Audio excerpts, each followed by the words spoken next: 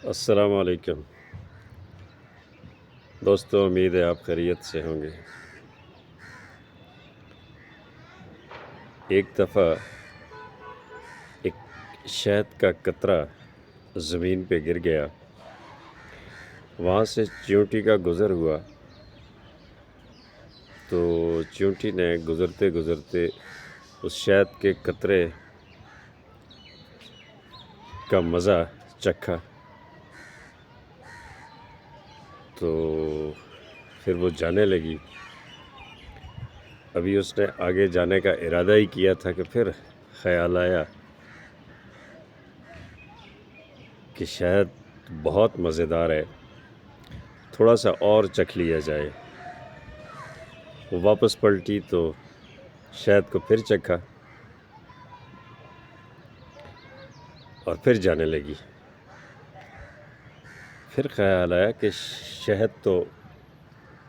بہت میٹھا ہے، بہت لذیذ ہے، تو کیوں نہ جی بھر کے اس کو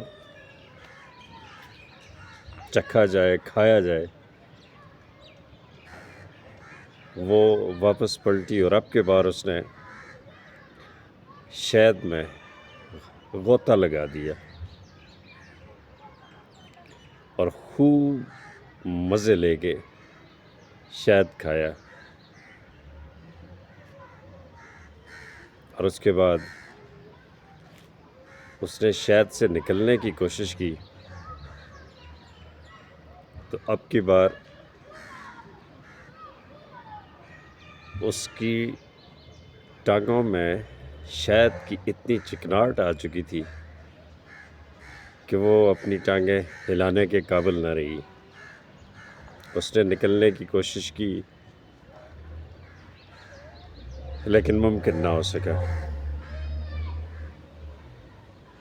یہاں تک کہ وہ اسی میں اپنی جان دے بیٹھی، اور وہ میٹھا شہد جس کا وہ مزہ لینا چاہ رہی تھی وہی اس کا قبرستان بن گیا۔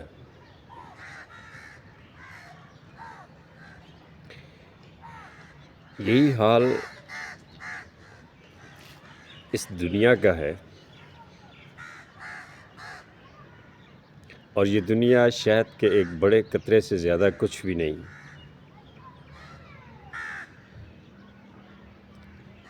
اس شہد میں سے جس نے اسے چکھنے کی کوشش کی اور اپنے اصل کی طرف مگن رہا تو وہ کامیاب اور کامران ہوا، اور جس نے اس دنیا یعنی شہد کے اس قطرے میں غوطہ زن ہونے کی کوشش کی تو وہ اسی دنیا کا ہو کے رہ گیا، اسی شہد کے قطرے میں غوطہ زن ہو کے اس نے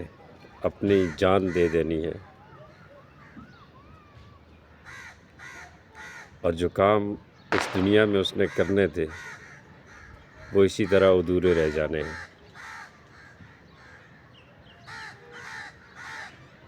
تو کوشش کی جائے کہ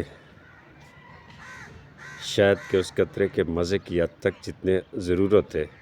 اتنا ہی حصہ لیا جائے، اور اگر اس لالچ، ہوس، ہرس میں پڑ گئے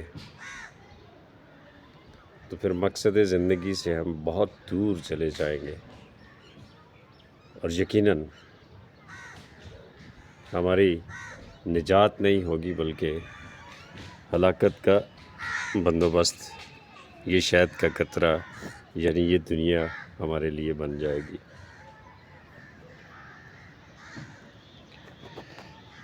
اپنا خیال رکھیے گا، آپ کے وقت کا شکریہ، خوش رہے، آباد رہے۔